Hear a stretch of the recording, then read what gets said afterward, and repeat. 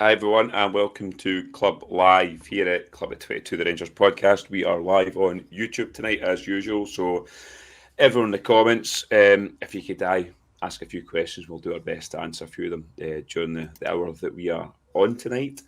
We'll be discussing all things Rangers, obviously last night's reaction to the 4-1 defeat to Leon. We'll get into that and preview the St Johnstone game coming up on Sunday. So yes, let's introduce my guests tonight.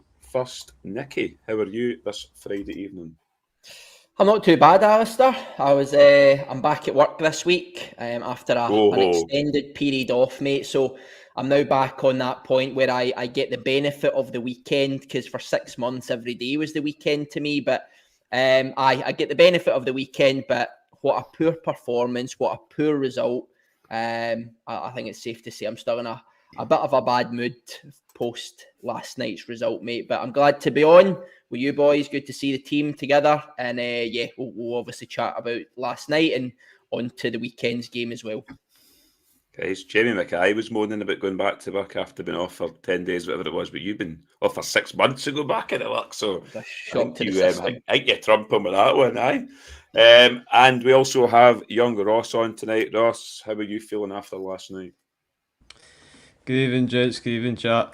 Yeah, it was a sobering result last night. I think you're due a few weeks extra holiday after that last night, mate. I was a brutal watch. But not good as always to be on. Not quite the end of week Friday buzz after last night, but happy to be on as always. And yeah, let's get straight into it. I feel sorry for folk your age, Ross, because you've never seen a successful Rangers team apart from when we won the league during COVID. I was actually speaking to somebody today about that who's 25, and I was saying, Christ, you've not really seen anything as a Rangers fan. So, hopefully it gets better. Last but not least, Mr. Scott Carney. How are you? Good evening. Yeah, I'm good, mate. Good evening, chat. Yes, I'll say a concerning week regarding Rangers for me. Personally, a good week. I've secured a new job, so all looking positive in that front. But yes, a lot to get into tonight, and I already feel sorry for Ross due to he took a hit when we discussed the new Manscaped product that we're going to promote tonight, and Ali's just slated him because he's never seen a successful Rangers team. Poor lad. Welcome to the podcast, mate. Yes, a lot to get into, mate. Really a lot to get into, and an interesting week being a Rangers fan, and that's nothing new recently, is it? Yeah. I mean, look, we'll get into it. Just before we get into the Leon game, I've seen a lot of people last night and I've seen a lot of photos. Carney, obviously, we used the QR codes last night. This QR code thing is causing utter grief. I mean, it worked for us, but it's just causing grief in the turnstiles. Do you think Rangers should come out and explain why the QR... I mean, I've not seen why the QR codes are out for cup games and European games, but that's now a couple of games now. Dundee, I think. I know the attention wasn't as big, but the game last night, the guy that sat beside me, he said it took him about 40 minutes to get in the ground at the turnstile at the club deck. It's a bit of a shambles at the moment, isn't it? Because there's a lot of older generation that are struggling to use these QR codes, and that's not being disrespectful to them, but it's causing big queues and confusions. I've got no idea why the club haven't announced why we are having to use QR codes. The smart card system is there for a reason. You tap it till you walk in. It's as simple as that. It's not complicated to use it. The QR code thing's bizarre. We were quite early last night going to the game from what we usually are. We're usually there about 10-15 minutes before the game. We kind of go up straight into the game. And last night we were about 25 minutes early, and I couldn't believe the queues when we got there. I was like, oh, and immediately as soon as you see that, you know, right, none of the tickets are working. Obviously the QR codes are not working. It's bizarre that the club haven't announced why. I can only presume there is a bit of technical difficulties with the Hampden move, with maybe the work getting done in the Copeland, with only the rear of the Copeland being closed and the front being open. I don't know, mate, but the club should really be resolving this rather quickly. Also not helped that they send the next round of the European fixtures out the day of the game. Whose idea was that? Like, whose idea was that? Because you're going to go into your email, you're going to search for it. My PDF didn't work. No, my screenshot of my PDF didn't work. I had to actually open my PDF and use it, which again, I can't really understand, because how would you tell the difference between the two of them? As I say, Mackay Senior sat with me. His initially didn't have to work, so I had to use my phone in order to scan him to let him in. All causing delays, all causing confusion, and then you seen the pictures afterwards of the queues at the ticket office. The club just need to announce why they're doing it and when it's going to be resolved, so we don't need to do it anymore. But the fact that they've started it for the European package makes me think that it isn't going to be over until at least after the European fixtures are over, or this round of the European fixtures are over, this league stage. So yes, just a bit of a mess, really. But I'll be surprised that the club don't communicate very much with fans.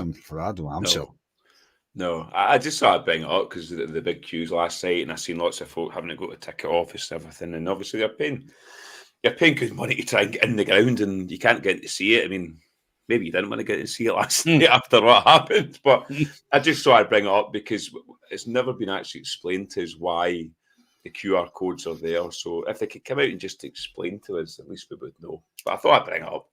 But let's get into the game. Obviously, me and Carney done a post-match reaction last night on the game. Nicky, I'll come to you.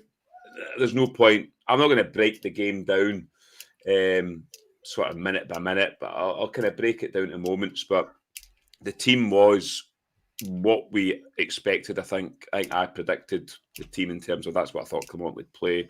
He did. Rangers started well the first 10 minutes. Czerny, a fan's favourite, misses an absolute sitter, and then Leon got the park and score. What was your thoughts on the initial? I would say the initial start. The Rangers, what I thought they were bright. The Czerny miss, and obviously the goal we concede. It's same old story, Ali.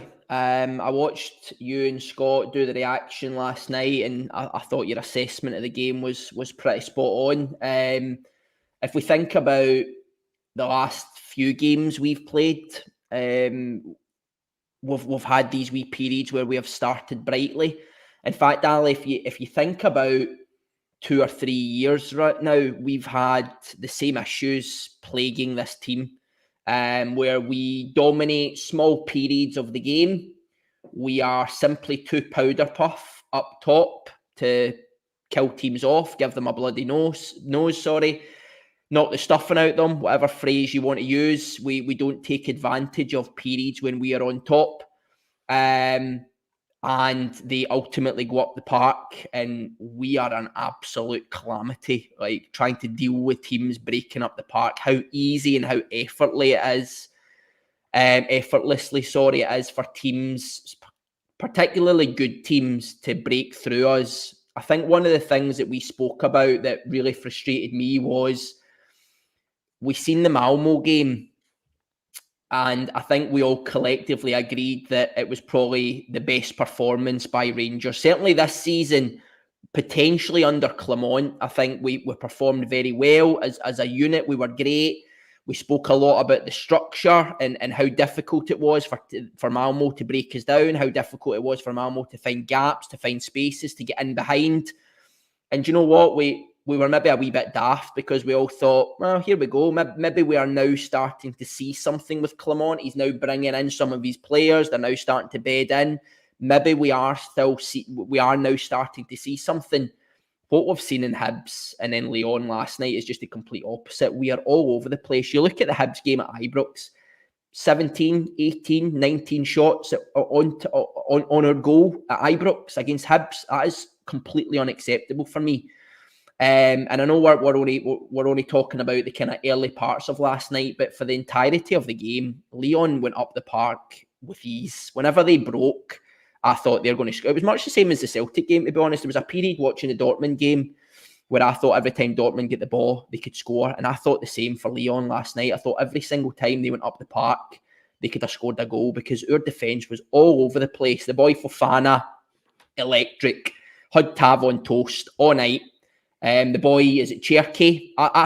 For what it's worth, Jeffy, I think, has been pretty good. That Cherky tore him apart most of the game last night. And then Lacazette, right? We know how good Lacazette is. He's a Premier League standard footballer. His finishing was fantastic. That second goal he put right in the stanchion was ridiculous.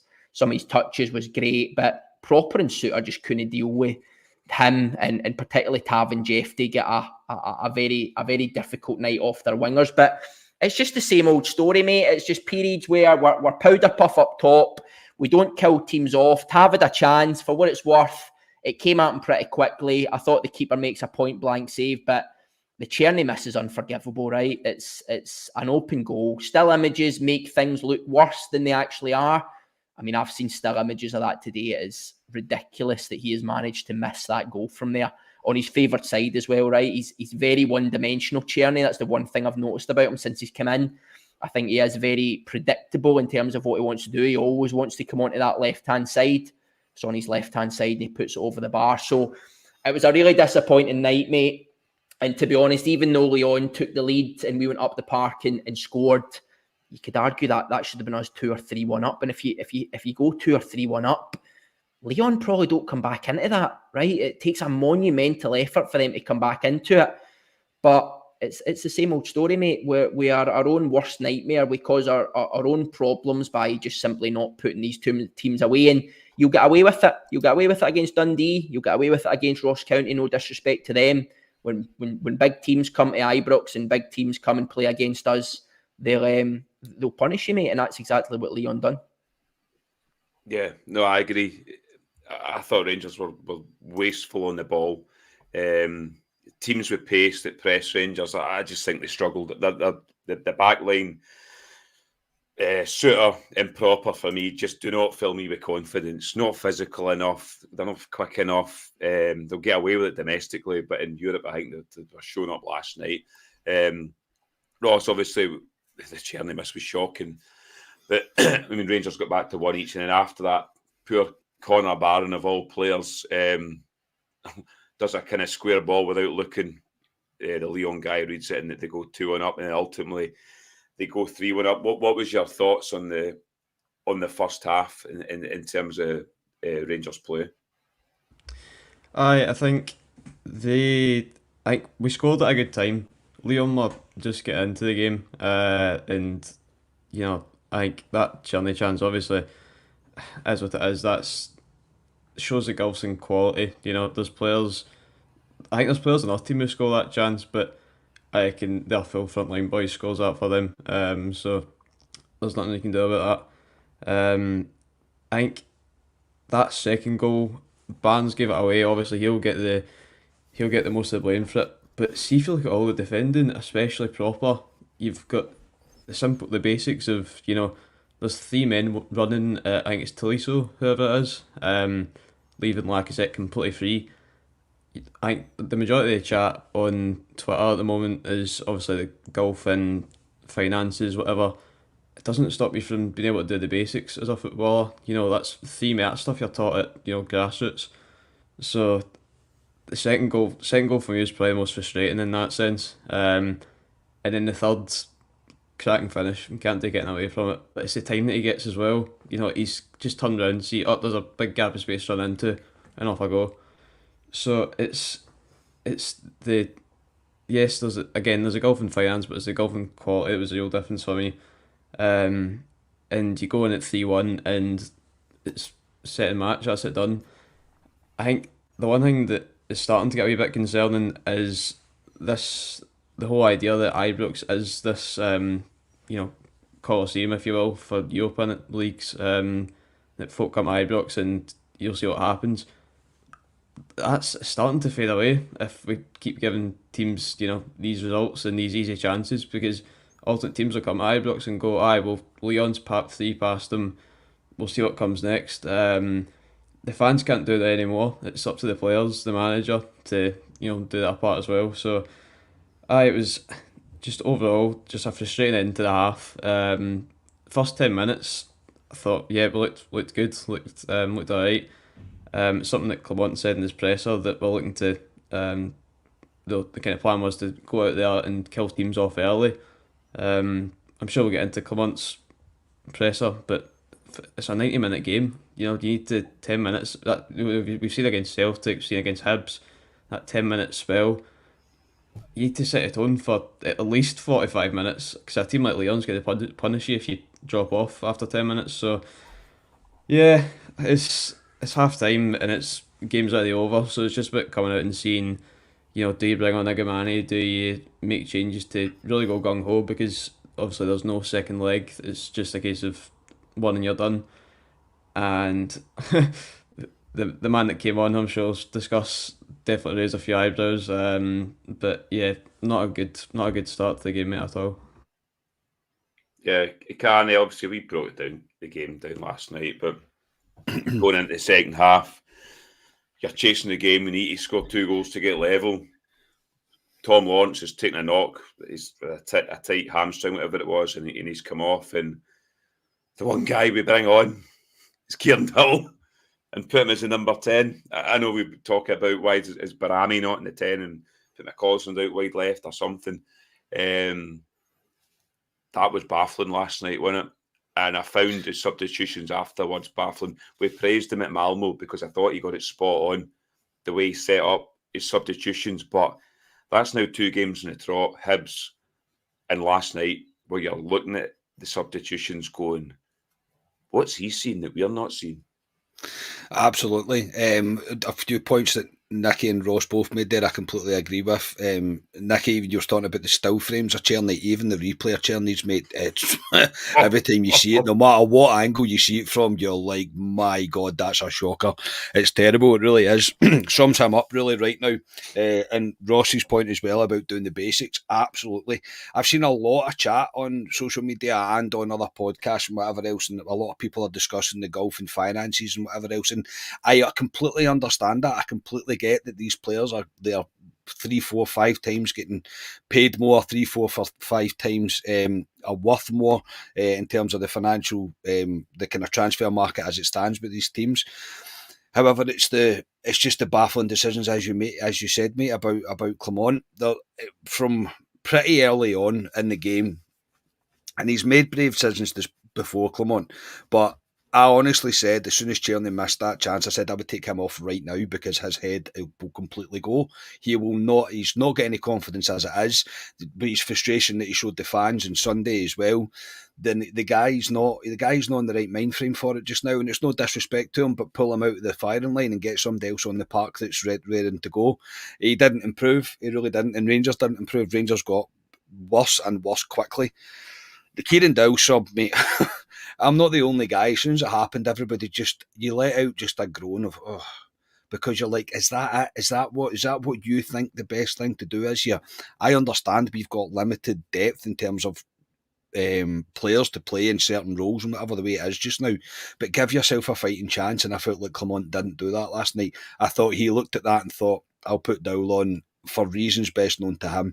I don't think he made any real impact on the game. He had one chance that kind of fell to him that was saved by the keeper. A decent save, a decent effort, don't get me wrong, but he's not the player. He's not the player to do it. You've got your star signing of the summer transfer window playing on the left-hand side. Play anybody you want. There was a number of changes I thought he could have made. McCausland even going out onto the left to put him in the middle and keep Czerny on the park. He could have done that. He could have moved Jeffy up. Not that I'm a fan of that. He could have moved Jeffy up, put Casemiro on at left back, considering how solid he was at the Malmo game. Give the boy a chance. There was options to do it, and he chose not to do it. That's the bit that I'm getting a bit concerned about now. Rangers were wide open last night. There was amateur football stuff happening last night where everybody chased the ball. There's no composure throughout the entire team. Whether that comes from leadership, comes from whoever it may be, I don't know how you go about fixing it. But that is a real issue for us. We are constantly wide open. There is space all over the park. We don't control areas very well. If we all press, sometimes it works. When it doesn't work, there is major issues behind it. The defence last night, for whatever reason, I just thought, for this, 3 or 4 clean sheets that we had in a row, there just all went to pot, just absolutely disappeared, and the 2 centre-backs looked like they'd never played with each other before. that's why I'm not hiding behind the financial golf thing or the golfing quality, because of course there is. That's the kind of what makes the European night so special in a way as well, because you know you're going up against better players than you, more money than you, but you go and you give it your all. Ross is 100% right, and I said it to you, Ali, walking down Place Road last night. I said, see, after that, it's very quick how much a feeling can change around teams wanting to fancy coming to Ibrox. Leon toyed with us last night. They really did. They could have scored as many goals as they wanted to. After the fourth, they took the foot off the gas. But right now, I'm at the point where I'm not saying get rid of the manager and all that. I'm not like at full points like that. But questions are quite rightly, I think, getting asked of the manager about what are you trying to do? What are you trying to set up? And what is your structure around approaching games and how you're going to set up your team? His answers are starting to contradict himself as well. There's a lot of things where I'm going, this doesn't look like it's going the way that we would expect it to. We always said we would hope to see signs of progress. Malmo, 100% it was the best performance of the season by a country mile. But the following two after it, Hibs and Thursday, there's no change in it for me. Thursday and Wednesday, it's just the same. It really is just the same. Clement can quote stats about how many we had on target, how many they had on. I'm not going to hide behind that either. Your eyes don't lie sometimes, and Leon were very much the better team. Absolutely no doubt about it. But when you have players that aren't up to the task, and just really in terms of quality, in terms of desire, in terms of composure, in terms of a bit of G about you, a bit of gallousness about you, just to try and get yourself into the game, then it's only going to kind of end one way. And then, as you say, Major, we're back to where we started, of the substitutions he decides to make are just baffling to me. I didn't understand, not one of them I understood, but I thought that one makes sense. I just didn't get it. Yeah, I just Leon last night I thought could just score it well. When they wanted to score, I thought they could just up the gears, and we're so easy to play through.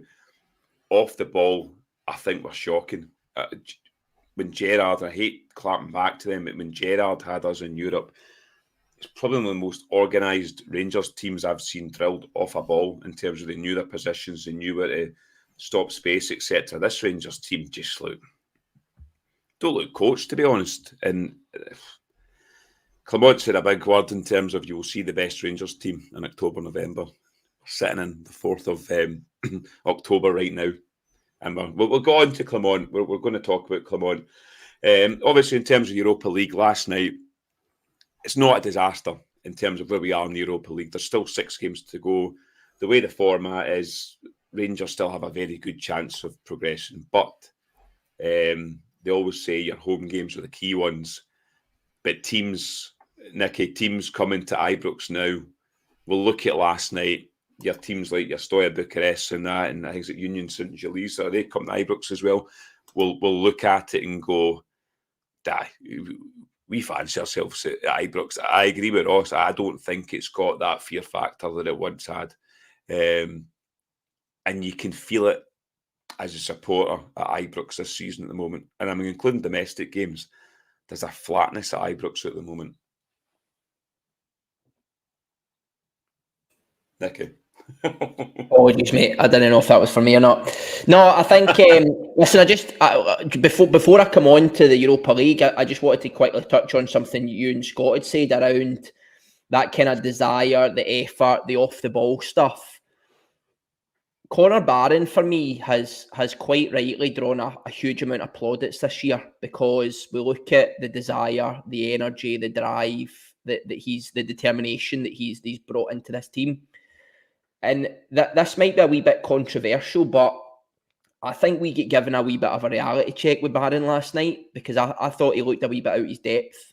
I thought off the ball, he still done a lot of the good stuff. I thought he ran about. I thought he hassled folk, but I think on the ball, he's maybe still lacking that wee bit of quality for these big games. And to be honest, I think we've probably seen that at Celtic Park as well. And I don't want to be harsh on him, right? Conor Barron is a young boy. He's came for Aberdeen. I don't think, I always say, I think he was the Ryan Jack replacement. I don't think he probably expected to be a mainstay in our centre midfield.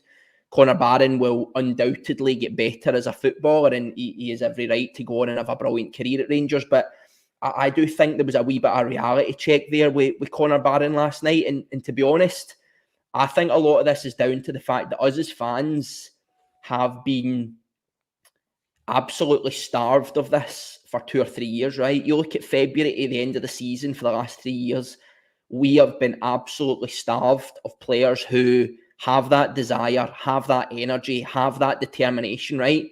Because they shit the bed every year. 90% of that squad down tools, and we've seen it countless times, right? So yes, Connor Barron has rightfully drawn plaudits, but Connor Barron is doing the basics well, right? Connor Barron is doing what 10 other players, 9 other players, if we take the goalkeeper out, should be doing every single week, and we're just not seeing it.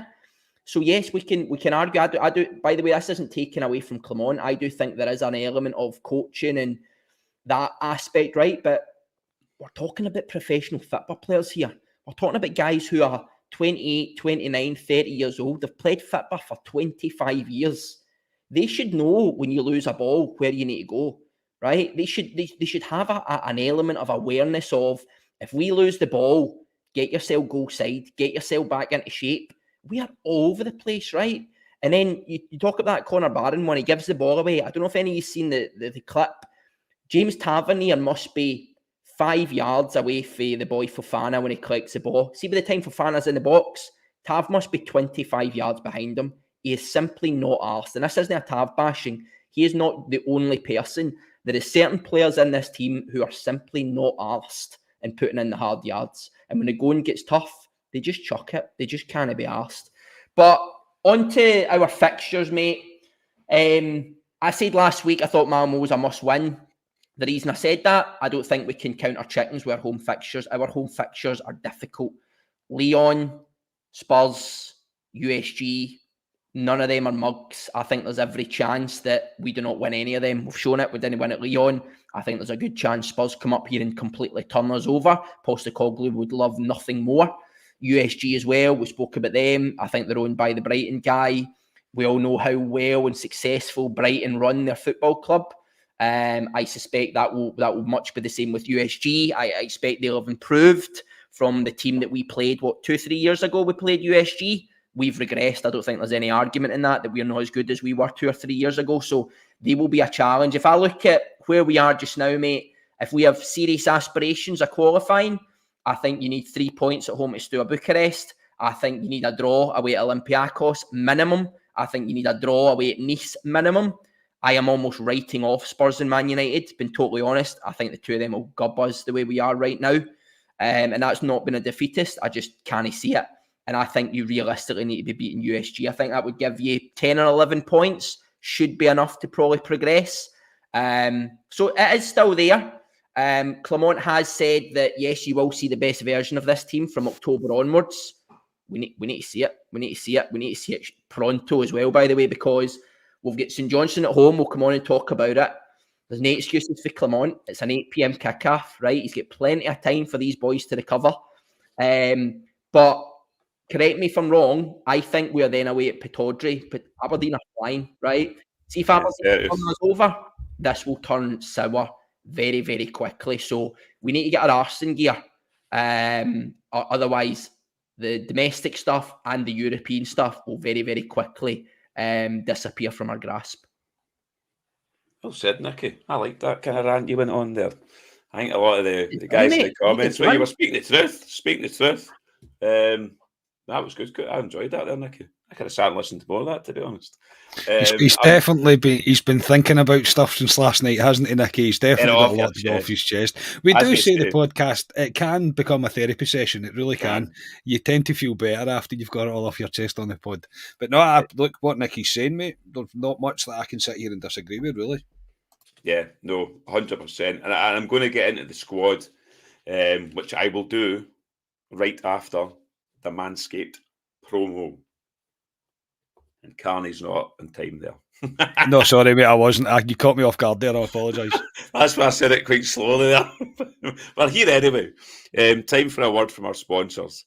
This episode is brought to you by Manscaped, the global leader in men's lifestyle and grooming. Introducing Manscaped's newest innovation, the Chairman Pro Electric Foil Shaver. The game-changing tool that brings the luxury of a professional shave right into your home. Whether you're after that daily, silky smooth finish or prefer to maintain a rugged 5 o'clock shadow, the Chairman Pro Electric Foil Shaver is your go-to for precision and style every time. Head over to manscaped.com and join over 11 million men worldwide who trust Manscaped by using code CLUBIT22 for 20% off and free shipping. So what makes the Chairman Pro stand out? Well, it's about versatility and precision. It comes with 2 interchangeable skin-safe blade heads. You have the skin-safe 4-blade foil for that close, smooth shave when you're looking to go completely clean. And if a clean shave isn't your style, just switch to the skin-safe stubble trimmer to keep your stubble looking sharp and polished. Both heads are designed with skin-safe technology to help reduce razor burn and irritation, so your skin feels smooth and comfortable after every shave. A standout feature that truly changes the Chairman Pro from the rest. If I'm missing a wee bits here, by the way, it's the Flex Adjust technology. This ensures a superior shave by allowing both blades and the pivoting head to be seamlessly adapt to the unique contours of your face and neck, helping you maintain great contact with your skin at every angle. And if you want more precision, on the right-hand side of the bracket, there's a precision lock. When you lock it, the blade head sits firm so you can achieve a more precise shave. And here's something that's going to make your grooming routine even easier. The Chairman Pro is waterproof. And the waterproof feature doesn't just make shaving easier, it also simplifies cleaning up too. Just a quick rinse under the sink and you'll all be set. The Chairman Pro isn't just for daily shaves either. It's powerful enough to tackle up to 5-day growth, because for Scotia, making it perfect whether you're shaving every day or just tidying up after a few days. Get the Chairman Pro today and experience a shave that is smooth as you deserve. Get 20% off and free shipping with the code CLUBIT22 at manscaped.com. That's 20% off and free shipping with the code CLUBIT22 at manscaped.com. God, that was long. Do you need to lie down, mate? You all right? You sure you're okay with that? Thank God I'm away on holiday for 2 weeks, because that was long, that one, by the way. Ali, just to jump in, not only did you do that brilliantly, can I just ask, is this called the Chairman Pro? The absolute irony in something being called the Chairman Pro that we are having to advertise on our Rangers podcast. Even Manscaped are trolling us now. Yeah, yes, they are. Yes, the Manscaped seem to be trolling us as well. Very apt, mate. Very apt, Nicky. Very good. Yeah, it does look quite good, to be fair, this Chairman Pro from the image you put up there, Carney. So, like we say, as always, the Manscaped products are very good. Very good. And we've got a few bits from them. Their boxers are very good as well too. So, yes, get over to manscaped.com and use our code and check it out. And I promise their stuff is support us as well. Yeah, their stuff is better than Ali reading that promo out, to be honest. Ali I lost it halfway through. I mean, if you had to see it, it's on 3 bits of paper. That's how bloody long it is to read the thing. And a lot of the words, sometimes you think they're not right when you're reading it in your head. So it's quite easy. I'll rewrite it for you, okay? And do you want me to use colour? Will that help you? Can you use crayons, Carney? I think Ali might use crayons. I hate the Manscaped promo. I love their stuff, but the actual promo, reading it out, nah, it's not for me, to be honest. It's too much of a tongue tangler. So Ross will get to do it very soon. He was keen to do it tonight, but he can maybe do it next week. Anyway, let's move on. We're here to talk about Rangers. I wanted to get into the squad. I'll come to you, Ross. I was sitting beside Tommy last night, and he made a good comment in terms of the bench last night. And we're looking at substitutions over the last few games and players to bring on. The bench last night, and I'll just rhyme off the bench for last night: Kieran Dowell, Sterling, Casemiro, Raskin, McCausland, Balogun, Igaman, Liam Kelly, King, Robbie Fraser, Cole McKinnon, Zach Lovelace. That bench for me tells a story and tells exactly where we are as a team right now. I don't think the Rangers squad, and I include the players, the first 11 as well, are simply good enough at this present point. I get we're rebuilding at this from where we were, but and I said it last night with Carney, it's probably one of the poorest Rangers squads and teams I've seen in years, probably pre-Gerrard time. What was your thoughts in the squad at the moment?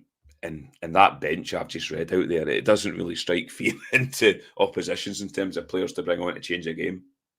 Strikes a fear into us, mate. That is terrifying hearing that. You're spot on in terms of the team being probably the weakest side in years.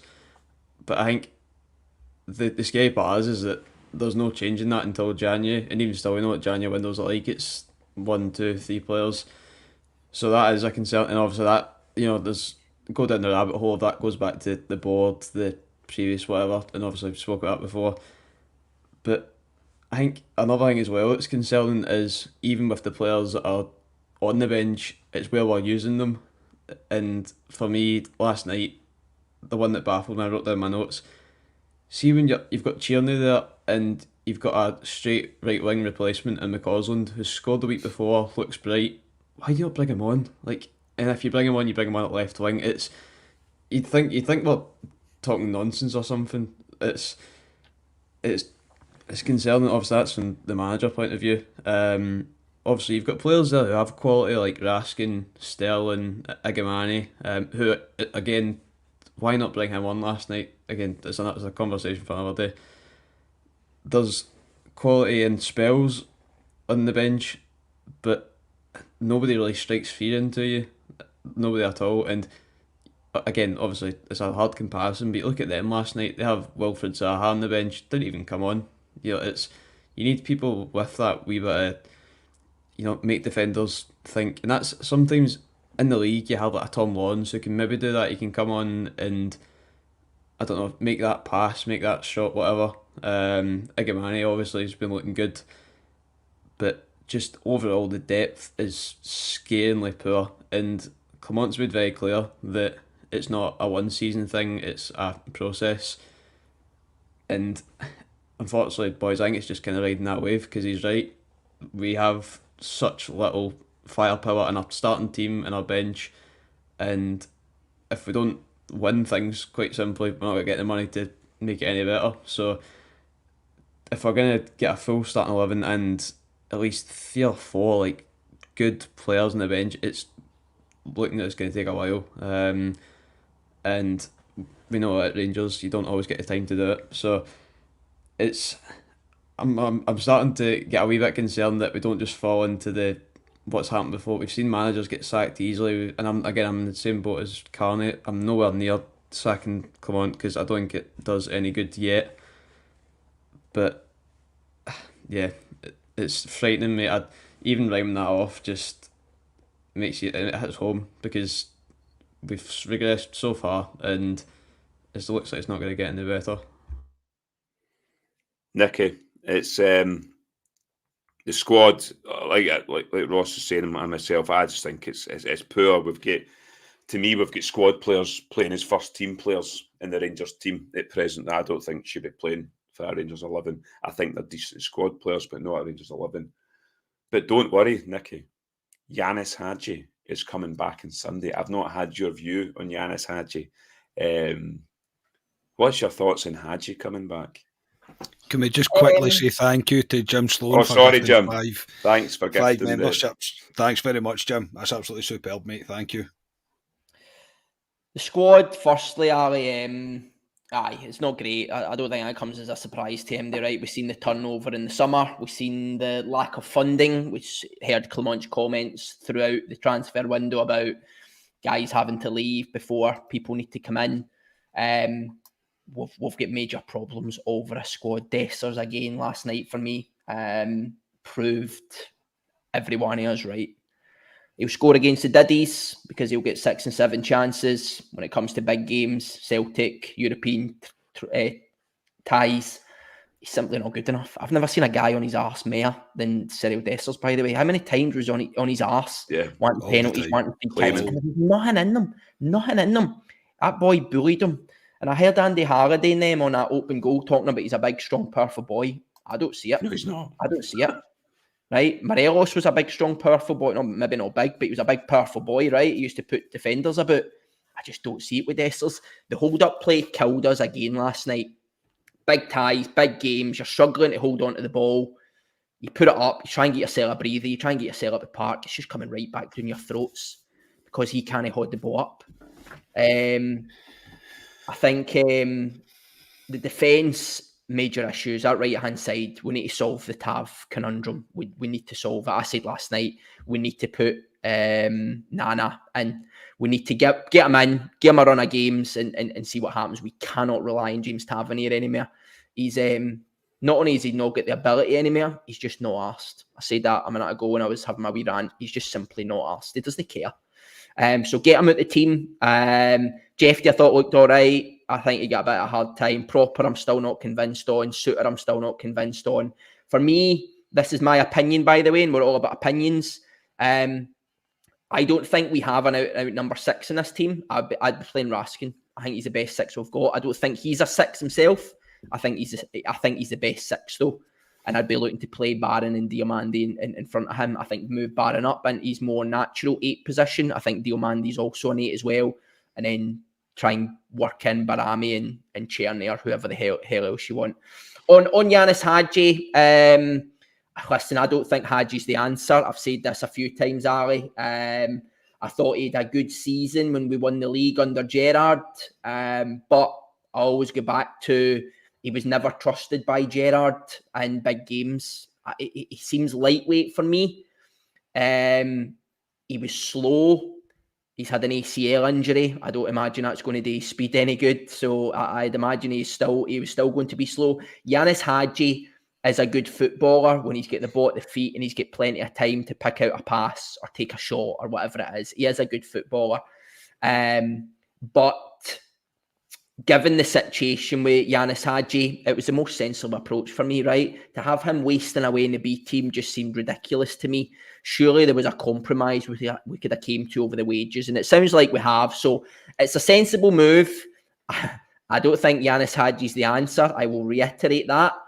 But there is nobody else in those positions at the minute that is convincing me that Yanis Hadji does not deserve a crack at the whip to see where he's at and what he can do for this team. Tom Lawrence, Cherny, Kieran Dill, Christ, honestly, get Yanis Hadji in.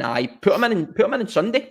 Why not? Right? Nobody else deserves it. Tom Lawrence is probably going to be injured. Cherny doesn't deserve a start. Kieran Dill certainly doesn't deserve a start. Put Yanis Hadji in. See what happens. See where he's at.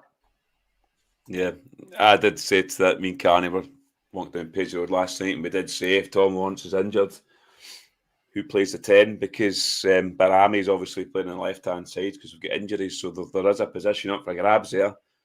Could Yanis Hadji come in and grab that? Because it's not as if he has played football. He's been playing for the B team, so I know that's a completely different level, but he's match fit. He's been training, so it'll be an interesting one. Carney, what's your thoughts on the squad? Well, I know your thoughts on it, but it's a sad state of affairs where we are at this squad. I just think it's, you talk about certain players there, it's the same story we're saying here in terms of guys like Dessers up front again, big games not perform. We said this last season, and we're a year down the line, and it's the same things we're saying. I just don't think we've recruited in the right areas at all so far. No, injuries haven't helped, and I'm not hiding behind that. No. Don't get me wrong. I think with Cortez remaining fit would have probably changed how just that one position would probably have changed how the entire team looks. But look, everything that has been said before you came to me again is I agree with it. Like the subs last night, as I say that he made, we probably have some options in some areas, but Clement decides not to put them in the areas. Yanis Hadji coming back into the team isn't going to solve our problems, but would I have preferred last night that Hadji come on instead of Dow? Absolutely. There was absolutely zero doubt that he would. And that's me not saying that I'm a Hadji fanboy or the likes, but for me, Kieran Dow is nowhere near the kind of player that we need at this football club right now. It's no disrespect to him. I've never criticised people for not really having the ability, but Nicky says was saying about people not looking arsed. He's for one that me doesn't look arsed. He doesn't really look bored. He just kind of comes on, dwaddles about a little bit. I say he got a chance last night to score, didn't take it. It was a decent save, yes. But yeah, you're looking at the 10 row, and I'd imagine Lawrence will be out. Clement won't take a risk with him to worsen the injury, because Clement is very much one of Clement's boys. I think Clement likes him and would like to play him more than not. So yeah, for me, Sunday, Hadji, you come straight back into the team and you see what it's all about. You see if there's anything there, see if it's going to happen. You might as well. Right now, I'm at the point where Clement has to now just not. I'm not saying wipe the slate and just start again, but I'm not far away from that. Like Tavernier last night, see that goal, the fourth goal, and when I've watched it back and I've seen what he's doing, I'm like, how have you got to this stage and you still don't know where your man is at the back post? Like, why is nobody even shouting at him like, here, skipper, by the way, there's a man right behind you and you're not looking at him. Do you know what I mean? Like, and it's the same goal that you've seen so many times under Tavernier. For me, Casemiro now gets the run at the number 2. I hope Sterling's new position, or the thing that he's been working on, is not right wing, because if that's the case, we are doomed. We are literally doomed. That cannot happen. It just can't happen. He's not a right winger. Come on, let's just put that to bed right now and let's find somewhere for him. If you're trying to mould him into a 6, then do it. Do it properly. Like, make him be that player. He is not a right winger. Sterling is not a right winger. It's never going to happen, in my personal opinion. So that for me last night, again, with my cousin sitting on the bench, confused the life out of me. Barami going off at 80 minutes seemed like it was always the plan, and it was always the plan that my cousin was going to come on the left-hand side, and there was going to be no alteration from that game plan off of that planned substitution. For me, again, that's a concern in what Clement's doing in terms of how he's reading the game and how he's playing the game. Sometimes you have to put your game plan out the window if things aren't going your way. We kind of stuck to the same thing and then didn't do anything particularly different and made bizarre substitutions. Do I think Raskin's the answer? He needs to show me more. He needs to fix his socks, first of all. Somebody has to tell him to fix his socks, because I'm not putting up with that. You show the red at the top of your socks. You can wear them down a little bit if you wish, but you must show the red at the top of your socks. And right now, I think every position, barring the keeper, maybe, I would say, in Barami's position, wherever he's going to play, whether it be a 10 or a left wing. Jeffy, didn't think it was great last night. I thought he was shown up quite badly last night. I thought he made poor decisions on the ball as well at times. But maybe they're the only 3 that I would say that's who's definitely starting. And Barring, because I think it would be unfair not to give him the kind of benefit of the doubt from last night, considering what he looks like he's trying to offer. Andy Hillis, what a man. Thank you so much, mate. Just completely lost my train of thought. Thank you very much, mate. That's very, very generous of you. Really do appreciate that. But yeah, right now it's a team that nobody's nailed down a start for me, and I can't open up on Dessers just now because I don't think I've got it in me, mate, and I don't think there's enough time left on this podcast. I am sick of seeing the guy fall over. I really am. It's all right, Gary. Danilo's coming back soon. Oh, brilliant. Brilliant. We need another operation on the other knee as soon as it comes back. Yeah. Before we go on to St Johnstone preview, Clement, he's given me red flags, and he's given me red flags all season. What he's saying in pressers now, it's baffling what he's saying at times now. I know in our group chat, and I'd assume in other group chats, there's people sort of questioning Clement now. Ross, what's your view? Clement's been here now. Oh, he's been here, over a year now, Clement. Came in, started well. This season, I know he's trying to rebuild a team, and as I said earlier on the podcast, he has told us, and this could come and bite him in the arse, that we are going to see the best version of this Rangers team in October, November. As I said, we're in October. What's your view on Clement at this point? For me, there's red flags all over him. And I don't think we should be sacking Clement. I'm not saying that. But what I'm saying is, I think he could be a couple of games away from disaster, because I know how the Rangers fans turn and I know how it works. But what's your thoughts on Clement so far this season? Oh, if the next few results are crucial for Clement for his job. I think you can see both on the telly last night and his interviews, I think he looks a bit nervous. I'm not gonna lie. He's probably sees where he is just now, in terms of his situation with the support, and obviously the way the football's being played in the park. I don't know if he's seen what's happened before, and he's feeling it's going to happen again. Ultimately, he'll die on his sword with if he's coming out and saying stuff with October, November. That's stuff like that. You probably look back at and say it shouldn't be said, and there's probably been a few instances of that with Clement.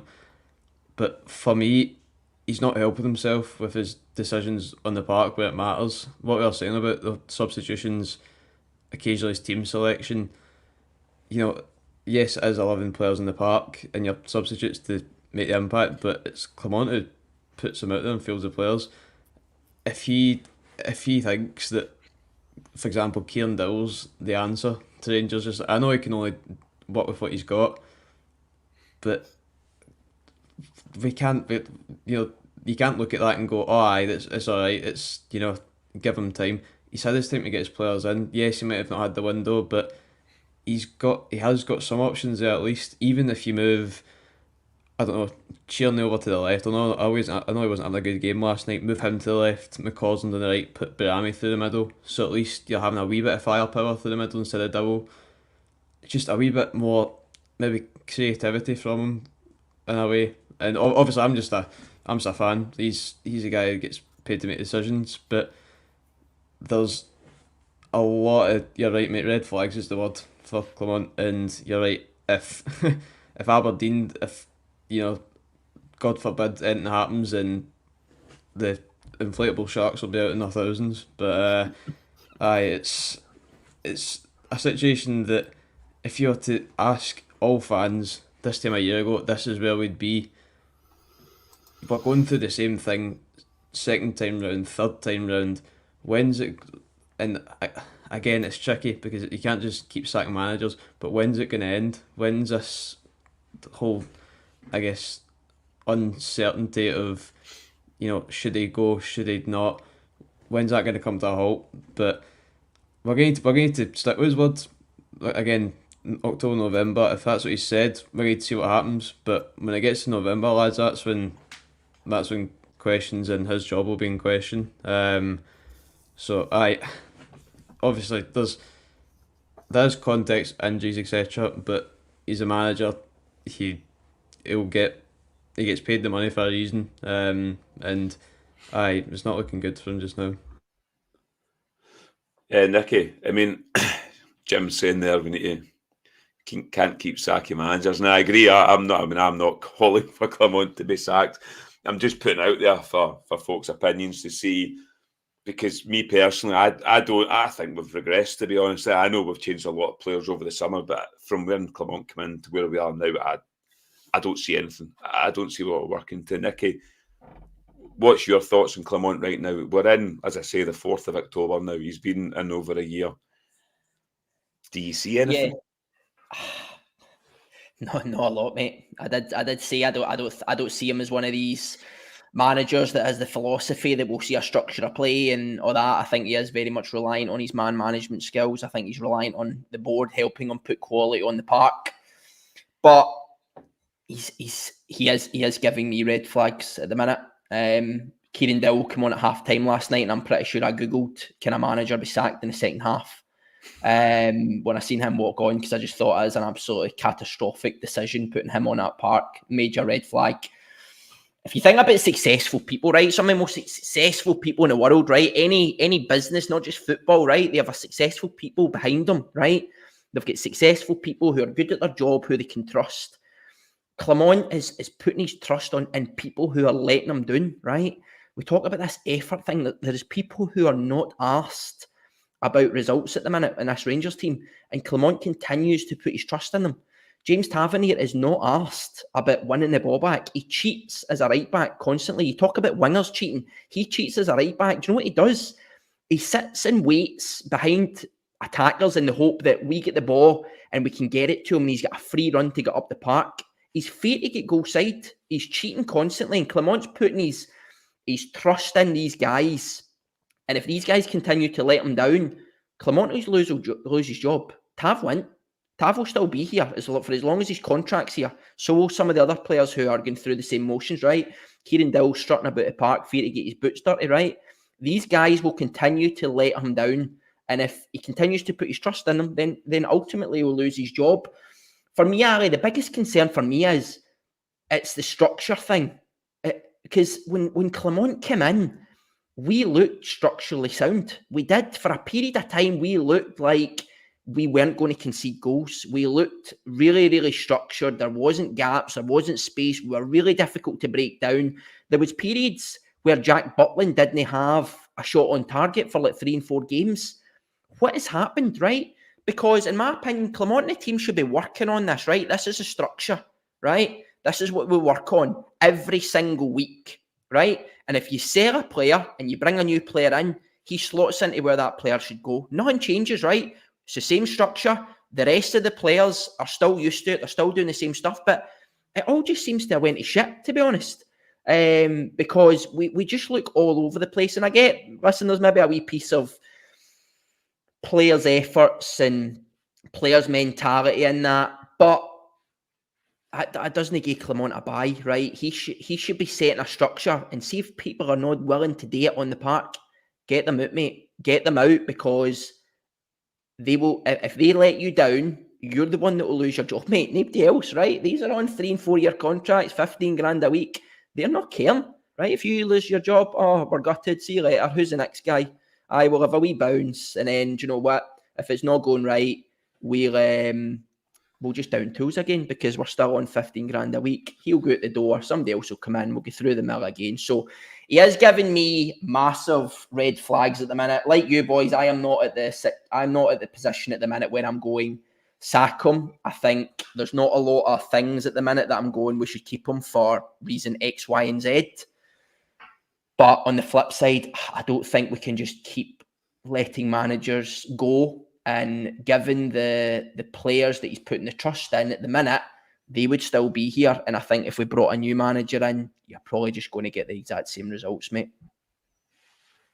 Yeah, Cardi. I mean, obviously, I see the time up there. And Justin Muir, as always, thank you very much. And God bless America. Justin is coming to the Viceroy in 2025, so there will be a party for him arriving at the Viceroy. Do not worry. Cardi, I'm sort of see the time limit up there at 57 minutes. We haven't talked about St Johnstone yet. Just a quick one with you, Carney. I know we talked about it last night in the way back, so I don't know what you're going to say here. Clement, for you right now, did you expect us to be where we are right now when he came in? No, and I think we have regressed. I don't think I can disagree with that. He's very rigid. He seems very stubborn in what he wants to do, but ultimately he's making decisions that don't make sense to fans. We'll all say that we will reward patience, we will reward manager time if we can see something that's building and he's making decisions where you go, right, you can see what he tried there. Sterling at right wing last night, Dowell at the 10. Why have you decided to do that? There is no clear, and I know I am very much a layman's football fan, but even I'm going, that's not right. Like that's not the decision that you should be making. It's very much Michael Beale taking off. Remember he took off, was it Goldston that come off and we ended up going 3 at the back all of a sudden. I can't remember who that was, but that was like, there was an audible head scratch around the stadium about that happening. Clement's not far away from that. And look, I'm the same. I don't think sacking the manager and whatever else is going to be beneficial. However, you've still got to look at what's happening in front of you with your own eyes. And I've seen people saying that they was obviously quizzed by Rangers fan media last night in terms of Heart and Hand and Full Lads. He was quizzed about his structure and what he was doing and what his kind of ideas was. Was there a possibility of changing to 3 at the back, etc.? And I think it's all him. He's all kind of, he must be feeling some form of pressure now where he's going, this isn't working. But do I have any real faith that he's going to do what fans think he should do? Because fans aren't always right, of course we're not. But no, I don't know any Rangers fan that I've spoke to on our site, any club at 22 subscriber, any of yous, any of my mates, anybody else that I've been speaking to about last night that thought bringing on Dow was the best thing to do, we can't all be wrong. Do you know what I mean? We can't all be wrong. There has to be something in that. So right now, mate, the concern is for me is that he's just working his way for, it's like I don't want to say this because it sounds like that's where I'm at, but he's very much at the start right now of the longest managerial sacking since Ten Hag, really. That's kind of the way that it's looking. Because we're not seeing anything anymore. There's too many things that it's too much one step forward, 2 or 3 steps backwards. That's the biggest problem right now. There's no consistency, there's no composure within the team. So no, like I am beginning to get really concerned about the direction that we're going in, because right now it's hard to tell. It really is difficult, and some of his comments are contradictory and confusing at best. Yeah, I just thought I'd bring it up because he's been there the best part of a year, and we're obviously into the October-November period, what he said, and I don't see it. If I could see something where I could work with it, but I don't. Billy McWhirter, thank you very much. Thank you, Billy. Appreciated. Yes, we've hit the hour point, so I'll just quickly preview our opponents on Sunday at the beautiful time of 8 o'clock at night due to the Great Scottish Run, which I cannot wait to. It'll probably pish with rain as well, no doubt. So I cannot wait for that. So we are playing St Johnstone on Sunday. St Johnstone have just hired a new manager, Simo Valakari, who I think played for Motherwell years ago. I'm sure he did.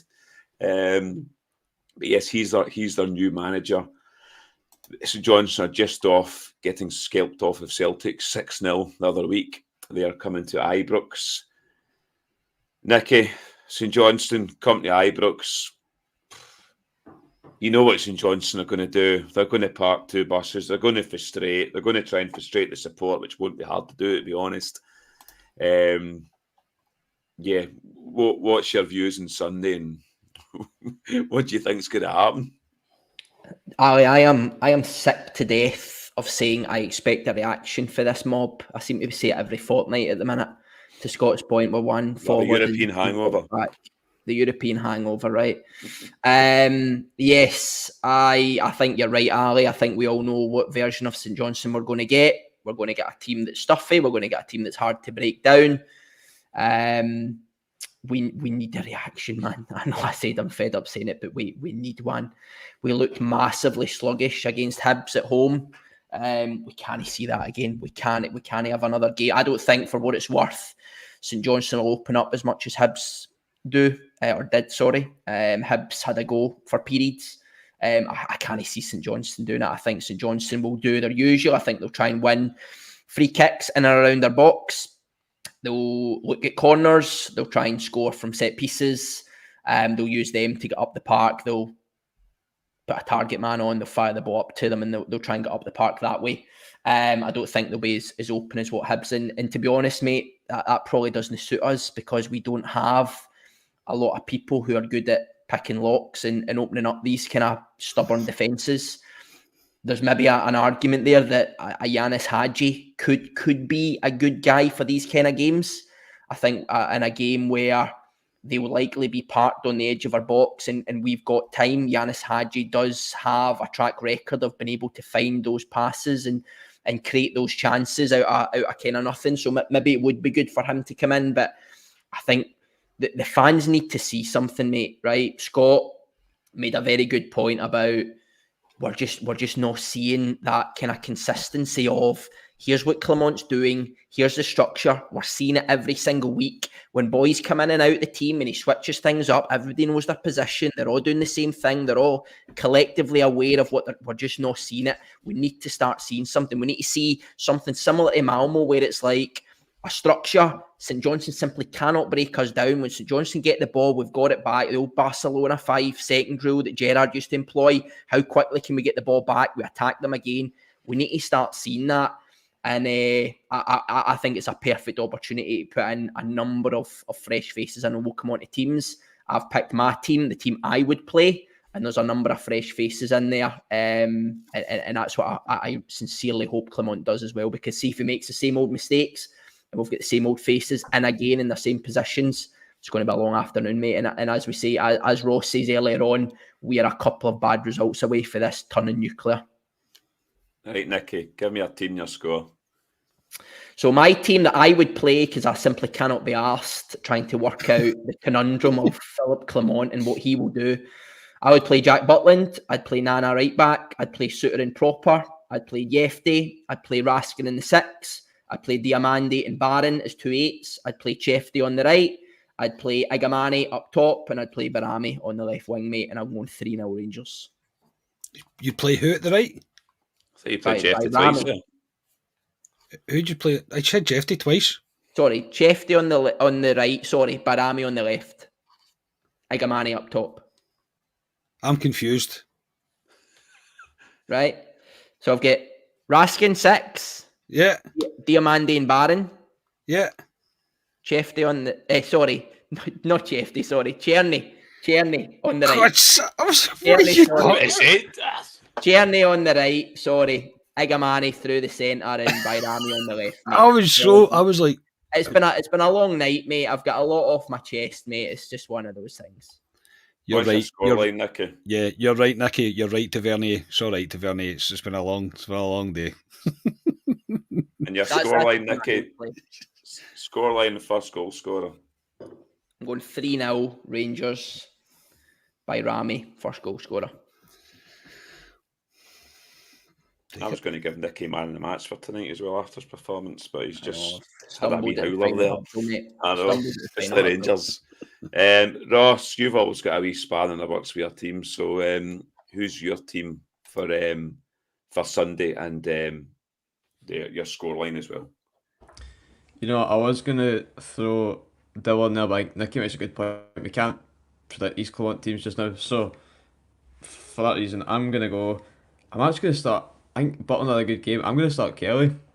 I don't know, I think obviously playing this European hangover, you know, you've got to let Butland have a rest, but I actually think get Kelly in for, you know, first game at Ibrox, for him, get him used to playing there. I think it could be a game to start Kelly. I think Tav will start. I'd be starting Casemiro. I think Tav will start. I think possibly because if he was to go with Kelly and Butland's just vice captain, obviously you'd want somebody there to kind of command the back line, and being the captain at Tav is, you'd hope he'd shout at them a wee bit. So I'm going to start Tav. I think he's going to go Suter. I'm going to bring in Balogun just for a bit of a change. I think Proper, obviously there's far more negatives than positives. He made a few decent tackles last night. Obviously he's bedding in there. I'd give Balogun some minutes. I think, Jeffy would be at left. I'm going the midfield of Barron, needs to get his head up after last night, give him a wee bit of confidence. Diamandi, obviously coming back from a wee injury, get him some more minutes again. And I'm chucking Hadji in there. I actually think give him that number 10 to start with, see how he does. If he lasts, however long he'll have, he's been playing with the B team, but I completely agree, just get him straight in there. Then I think, Barami on the left. I think you start with McCausland on the right. Cherney, for me, he's not proved that he should be starting for a game on Sunday. I felt bad for McCausland, didn't get his chance that I hoped he would get. Even when he came on, he was running at defenders. So I think I'm going to start McCausland. And Dessers is going to go to the bench for me. Igamani, I think, should come in. I felt bad from the game against Hibs. I didn't think he got much service. You could see him kind of dragging out to the left. He wasn't really... Maybe if you have McCausland and Barami there, we've seen Barami how he can thread a pass like last night. If he could do that for Igamani, it'd be quite interesting to see. But I'm going to go the same as Nicky, 3-0, and McCausland first goal scorer. That's my team and score. Oof. Jack Butland getting dropped. I can't see that one. After his comments last night, if he gets dropped, and after his comments last night, folk will put 2 and 2 together and go up to 5. Yeah. But aye, that's a mixed team. To fair, I've got a bit of a weird team as well. But Carney, what's your team and scoreline as well before I give mine? Yeah, I'm expecting a stuffy game, mate, on Sunday night. I'm not going to lie. I'm not expecting a great deal. I think St Johnstone will do their best to frustrate us for as long as they can, and I just hope Clement's brave. I do. I hope Clement makes decisions that he needs to make. My team is Butland. I think taking off Tavernier should be a sign of what Clement intends to do going forward. So I would start Casemiro at right back. I would probably do the same, bring in Shooter, play Shooter, bring in Balogun, because I thought Proper was all over the place last night, and maybe get Balogun a bit of time in case he's going to be required. Jeffrey at left back, my midfield three, I would be going with Barron, Diomande, because I think Diomande was poor last night, but I think he needs a game as well to try and sort his head out, as does Barron. My 10 would be Barami. Controversially, I would put Hadji on the right-hand side. I would play McCausland on the left, and I would play Igaman through the middle again to give him another go from the start. I think that's a team that, well, I think personally that's a team that you should go with, and it'll be a statement of intent that he plans to make changes when changes are required. Whether he does it or not, it's up to him. It really is up to him, but that's what I would go with. I'm sorry for the negativity. I'm going for 1-0 Rangers, and I don't think it'll be an enjoyable 90 minutes. I'm not going to lie. And I'll go for Barami to score the only goal of the game. I can't. You've made me sorry want to go to that game on Sunday, and after that 1-0. Sorry. It's a win. If you hadn't offered to come pick me up, mate, I probably wouldn't be going. I'm not going to lie. Wait a minute, Ali. Are you trying to tell me you're not buzzing to be going to Ibrox at 8 p.m. on a Sunday night? No, man. Oh, God. It's a bit of a chore at the moment going to Ibrox, but anyway, we're always going for them. But yeah, my team, it's similar to Carney's a wee bit, actually. I'm going with Butland in goal, Casemiro at right back. I think that'd be a statement. Suter, I'm sticking with Proper because we've signed him. He's got to form a partnership with Suter. I've not been impressed with Proper, if I'm being honest about it. He's a bit lightweight for me. Jeff in the left, Barron, Diomande. I agree with Ross. I'm just going to put Hadji in the 10 because I think he'll keep Barami on the left-hand side. So I'm putting Hadji in the 10 to say, Hadji, there's your chance. Go and show what you can do. McCausland on the right-hand side because I'm sick of Cherny. He doesn't deserve to be anywhere near the team. And through the middle, I'm going to keep Dessers there through the middle against St Johnstone with a view of bringing Igaman on, hopefully the last half hour. And I'm going to go 2-0 Rangers and Diomande first goal scorer. Shot outside the box. I know. Your chance of me scoring for the box. He did it when he first came to Rangers, Diomande, if you remember, from outside the box. But yes, I'm not looking forward to Sunday, but all Rangers need to do is win, and the dreaded international break is back after that, which I'm sure we are all looking forward to. But yes, this has been a long one tonight. Actually, when I was doing the agenda tonight, I thought we might struggle to get to the hour in 12 minutes. I could tell Nicky was like a coiled spring tonight, so I thought we'll be absolutely fine tonight. Like Nicky was good tonight. To be fair, we could have just sat back and just let Nicky go with it. I thought Nicky was fantastic tonight. Apart from Ross does bring Rangers names killed me at the end though. I've taken a fall at the final hurdle. I'm dragging myself across the finish line now. Ross brings an element of composure, I think, to proceedings. I think he kind of levels things out. It's quite nice. Yeah, Nicky and Haymarch would have been gold. Oh, it would have been carnage, mate. Carnage, five kids between the two of us. We are both very highly strung individuals, mate. It would have just been absolutely bonkers, us two. It would have been brilliant. But yes, I was going to say we've reached the hour mark, but we've reached well over the hour mark. I would like to thank everybody in the comments tonight, everyone that has watched us.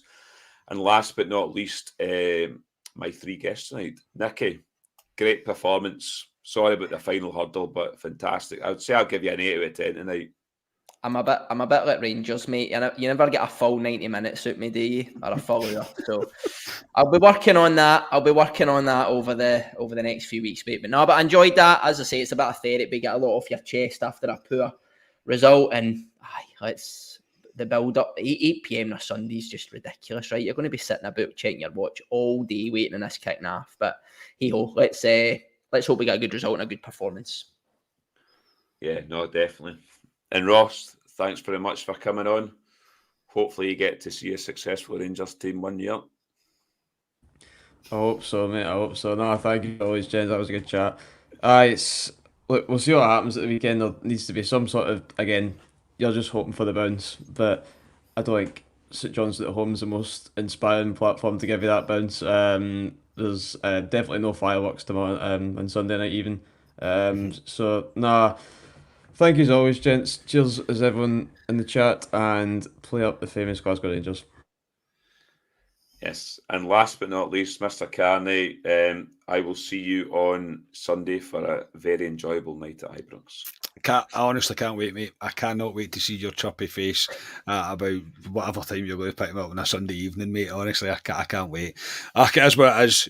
We'll go. We'll continue to go. And we'll back the team, and I just hope we see something more. I really do, and I just hope we see a change in how things tend to be trending right now.